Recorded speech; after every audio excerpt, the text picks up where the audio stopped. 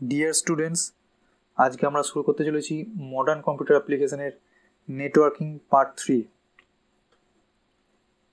প্রথমেই আমরা দেখব যে মিডিয়া কি।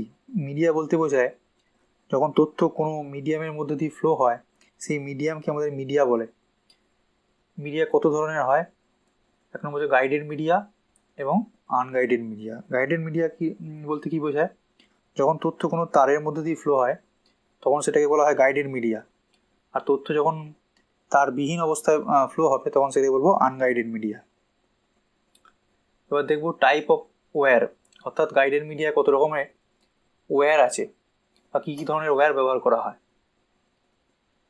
টুইস্টেড পেয়ার কেবল, একে দুভাগে ভাগ করা হয়, একটা হচ্ছে সিল টুইস্টেড পেয়ার কেবল, একটা হচ্ছে unshielded twisted pair cable. Shielded twisted pair কেবলে কি থাকে? এখানে নাম শুনি বুঝতে হবে টুইস্টেড পেয়ার কেবল বলতে এখানে দুটো তারকে পেঁচানো অবস্থায় থাকবে এবং এই সিল বলতে সিল করা থাকে। আনসিলড ক্ষেত্রে সিলটা থাকে না। তো বুঝতে পারছো খরচের দিক থেকে আনসিল টুইস্টেড পেয়ারের দাম অবশ্যই কম সিল টুইস্টেড পেয়ার কেবলের থেকে। এবার দেখো কোঅ্যাক্সিয়াল কেবল। এই কেবলটা তোমরা দেখে থাকবে সাধারণত কেবল লাইনের ক্ষেত্রে আমরা এই কোঅ্যাক্সিয়াল কেবল দেখা যায়, যে ব্ল্যাক তারটা দেখা যায়। ওকে, নেক্সট দেখবো ফাইবার অপটিক কেবল। এখনকার যে ফাস্ট ইন্টারনেট যাচ্ছে তার জন্য তার মেন কারণ ফাইবার অপটিক কেবল। এই কেবলের মধ্যে দিয়ে আমরা যে সিগন্যাল পাঠাই সেই সিগন্যালটা আলো হিসাবে যায়, সেই জন্য এত বেশি ফাস্ট হয়। এখানে আমরা কিছু ছবি দেখব, গাইডেড মিডিয়ার ছবি দেখানো হয়েছে। দেখো এখানে হচ্ছে যে সিল টুইস্টেড পেয়ার কেবল, এই যে সিল টুইস্টেড পেয়ার কেবল, আর এটা হচ্ছে আনসিল টুইস্টেড পেয়ার কেবল। এখানে দুটো ছবি দেখানো হয়েছে। ওকে, আর কি দেখানো হয়েছে? এখানে দেখা যাচ্ছে যে এই কোঅ্যাক্সিয়াল সিল টুইস্টেড পেয়ার এবং এটা হচ্ছে আনসিল, এটা হচ্ছে আনসিল টুইস্টেড পেয়ার কেবল এবং এটা হচ্ছে সিল টুইস্টেড পেয়ার কেবল। এটা হচ্ছে কোঅ্যাক্সিয়াল কেবল। দেখতে পাচ্ছ কোঅ্যাক্সিয়াল কেবলের তার থাকে মিডিলে, তার উপর থাকে একটা ডাইলেকট্রিক ইনসুলেটর অর্থাৎ অন্তরক দেওয়া থাকে, তারপরে থাকে মেটালিক সিল্ড, তারপরে থাকে প্লাস্টিকের জ্যাকেট। তো এইভাবে ডিজাইন করা হয়। আর ফাইবার অপটিকের ক্ষেত্রে কী করা হয়? এই দেখো এই তারের মধ্যে সরু সরু তার আছে, এর মধ্যে দিয়ে আলোকে ফ্লো করা হয়।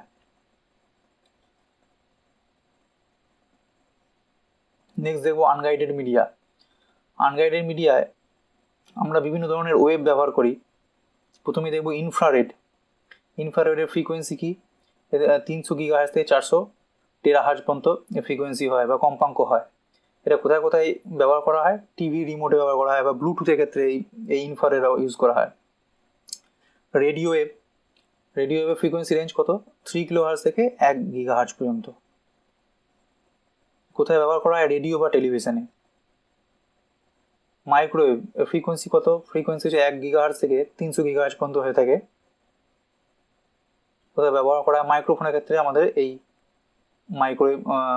মাইক্রোওয়েভ ইউজ করা হয়। এবার আজকে আলোচনা করব নেটওয়ার্ক টপোলজি নিয়ে। টপোলজি বলতে কি বোঝায়? অর্থাৎ যখন কোনো অনেক কম্পিউটারকে আমরা কিভাবে যুক্ত করব বা কী নেটওয়ার্ক গঠন ফলো করব, সেই জন্য আমরা টপোলজি নিয়ে আলোচনা করব।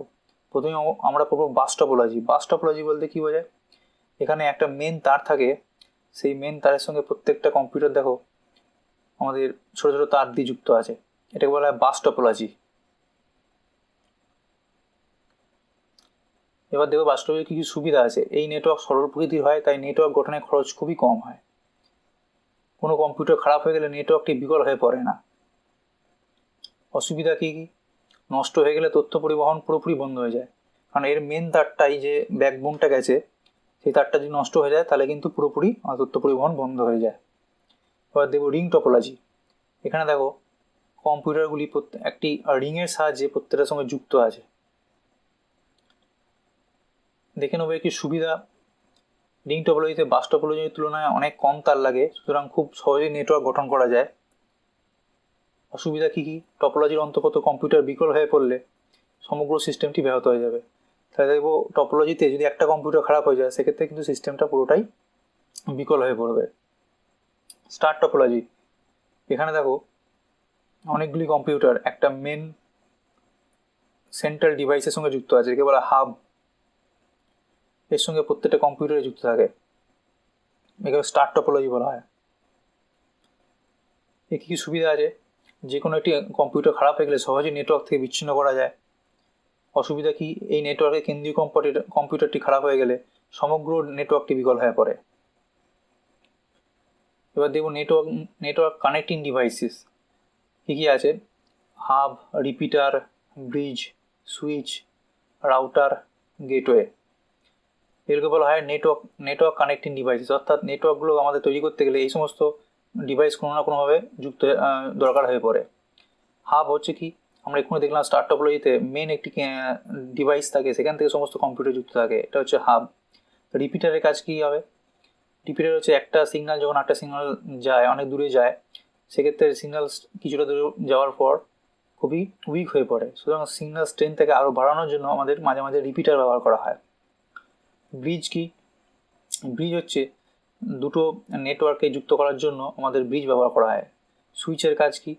সুইচও সেই একই ব্রিজের মতো একই কাজ করে। তো ব্রিজে ওটা হচ্ছে যে আমাদের ত্রুটি নিয়ন্ত্রণ করা যায় না ব্রিজে, সুইচে কিন্তু আমাদের ত্রুটি নিয়ন্ত্রণ করা যায়। রাউটার কি? রাউটার সাধারণত আমাদের ব্যবহৃত হয় ইন্টারনেটের ক্ষেত্রে। তো রাউটার দিয়ে কী হয়, কোনো একটা ডেটা যখন একটা জায়গা থেকে একটা জায়গায় ফ্লো হয়, তখন রাউটারের থ্রু দিয়ে এক জায়গা থেকে অন্য জায়গায় যায়। গেটওয়ে কি? গেটওয়ে যখন আমাদের ডিফারেন্ট টাইপের কম্বিনেশন অফ নেটওয়ার্ক থাকে, অর্থাৎ ল্যান, ওয়ান, ম্যান, সেক্ষেত্রে আমাদের গেটওয়ে আমরা ব্যবহার করে থাকি। ছবি আমরা দেখতে পাবো, এই হচ্ছে আমাদের ছবি। দেখো হাব বা সুইচের ছবি এরকম হয়। এগুলো থেকে আমাদের কতগুলো প্রত্যেক কম্পিউটার যুক্ত থাকে।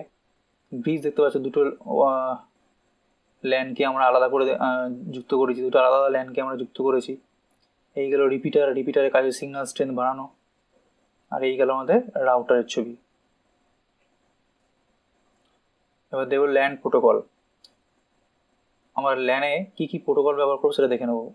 এক নম্বর হচ্ছে ইথারনেট আমরা ইউজ করে থাকি। ইথারনেটে যে টেকনোলজিটা ইউজ করা হয়, CSMACD, carrier sense multiple access and collision detection. কী করা হয় এখানে? যখন ডেটা ফ্লো হয়, তখন একটা কম্পিউটার কীভাবে বুঝবে যে এই পাথ দিয়ে কোনো ডেটা যাচ্ছে কি না? প্রথমে একটা ডেটা ফ্লো করবে, যেটাতে ধাক্কা পায়, সেই ধাক্কা পাওয়ার পর সে বুঝতে পারবে যে এখানে এখন ডেটা ফ্লো হচ্ছে, সুতরাং সে স্টপ হবে, পরে খানিকক্ষণ পর আবার ট্রাই করবে। এই হচ্ছে CSMACDর সিস্টেম। টোকেন রিং কি?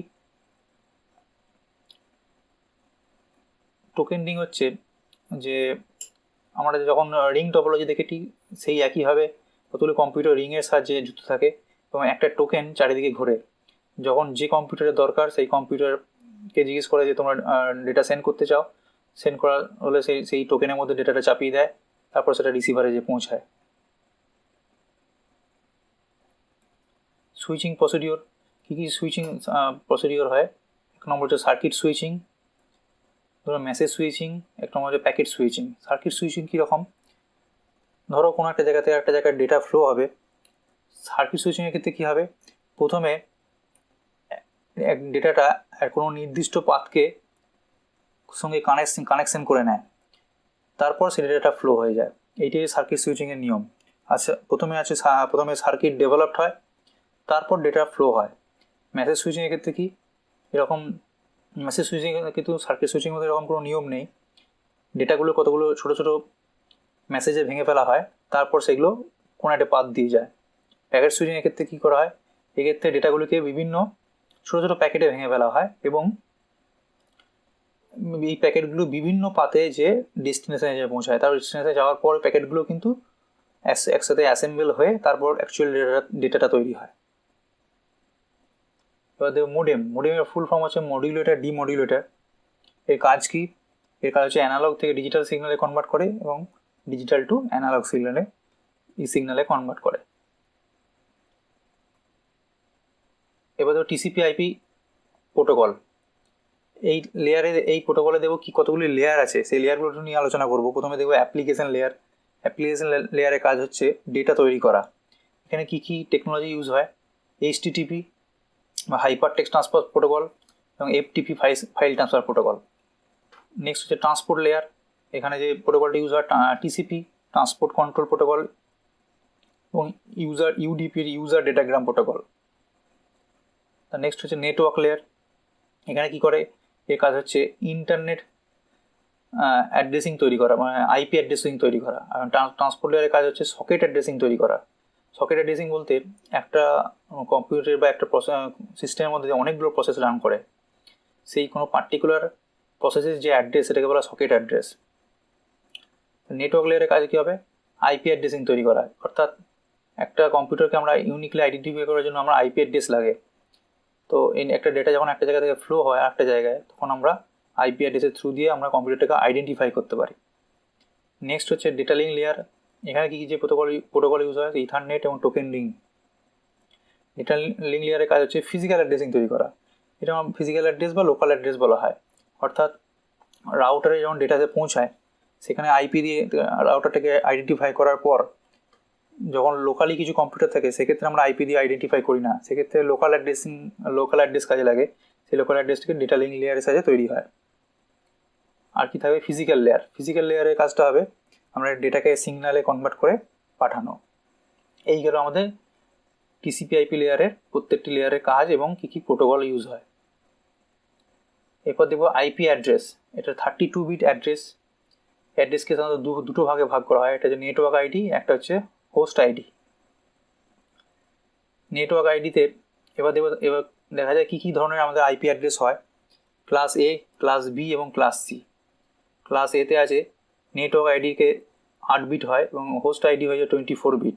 স্টার্টিং অ্যাড্রেস হয়ে যাবে কি 000 থেকে এন্ড অ্যাড্রেস হবে 127, 255, 255, 255। বিতে কী হবে, network ID 16 bit, host ID 16 bit. Starting address হয় 128 থেকে এখানে 191 পর্যন্ত, বাকিগুলো সেম থাকে। C, network ID 24 bit, host ID হচ্ছে 8 বিট। স্টার্টিং অ্যাড্রেস হয় 224 থেকে এখানে 239 পর্যন্ত, এন্ড অ্যাড্রেস হবে 239। সুতরাং তোমরা কীভাবে বুঝবে ক্লাস এ না ক্লাস বি না ক্লাস সি আইপি অ্যাড্রেস, এই রেঞ্জ থেকে বোঝা যাবে। 0 থেকে 127 মধ্যে হলে এই প্রথম ডিজিটটা, সেটা বুঝবে ক্লাস এ। 128 থেকে 151 মধ্যে হলে তোমরা বুঝবে ক্লাস বি। 224 থেকে 239 হলে তোমরা বুঝবে এটা ক্লাস সি। এবার দেখবো আমরা ইন্টারনেট নিয়ে আলোচনা করব। প্রথমে বলবো ডিএনএস বা ডোমেন নেম সিস্টেম। এটা কি, কারণ আইপি অ্যাড্রেস মনে রাখা খুবই অসুবিধা। সেক্ষেত্রে আমরা আইপি অ্যাড্রেসকে যদি কোনো নেমিং কনভেনশন বা নাম দিয়ে মনে রাখি, সেক্ষেত্রে অনেক বেশি সুবিধা হবে।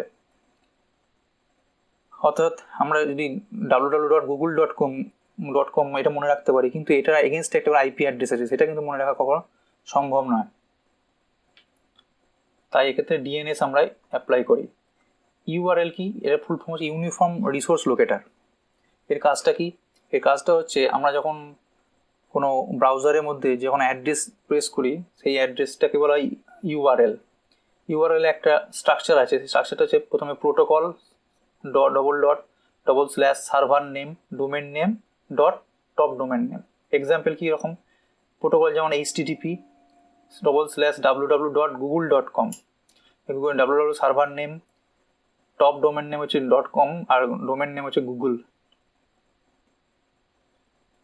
এবার দেখবো আইএসপি, ফুল ফর্ম হচ্ছে ইন্টারনেট সার্ভিস প্রোভাইডার। অর্থাৎ যারা ইন্টারনেট প্রোভাইড করে তাদেরই হচ্ছে, যে সমস্ত কোম্পানি তারাই হচ্ছে ইন্টারনেট সার্ভিস প্রোভাইডার। তোমরা অনেকেই ইন্টারনেট ইউজ করো বিভিন্ন রকম প্রোভাইডারে, তাদের কিছু নাম দেওয়া রয়েছে। www এর ফুল ফর্ম হচ্ছে ওয়ার্ল্ড ওয়াইড ওয়েব। অনেকেই তোমরা জানো। তো এটা কি কাজ, এটা হচ্ছে একটা ইনফরমেশন সিস্টেম, সমস্ত ইনফরমেশনের মধ্যে স্টোর থাকে, এখান থেকে আমরা ইনফরমেশনগুলো পেতে পারি। ওয়েব ব্রাউজার কি, ওয়েব ব্রাউজার হচ্ছে এমন ধরনের একটা এমন একটা সফটওয়্যার যার থ্রু দিয়ে আমরা ইউআরএল থ্রু দিয়ে আমরা কোনো একটা জিনিসকে, কোনো তার পেজ অ্যাড্রেস দিয়ে কোনো একটা পেজকে আমরা খুঁজতে পারি। যেমন এক্সাম্পল হচ্ছে internet explorer, Mozilla Firefox, Google Chrome. Email কি, ইমেলের একটা স্ট্রাকচার আছে, user name @domain name. Example কি, ধরো asinfo@gmail.com। এটা হচ্ছে ইমেলের স্ট্রাকচার।